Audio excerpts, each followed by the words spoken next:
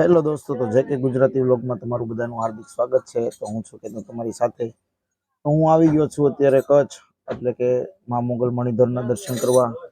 તો ત્યાં અંદર કોઈ શૂટિંગ કરવાનું અલાઉડ નથી, તો અંદરનું શૂટિંગ તમને નહીં બતાવી શકું। થોડું ઘણું બહારનું બતાવીશ, પણ થોડુંક મિની વિડીયો જેવું થશે। તો વિડીયો જોજો અને લાઈક શેર સબસ્ક્રાઈબ કરવાનું ભૂલ।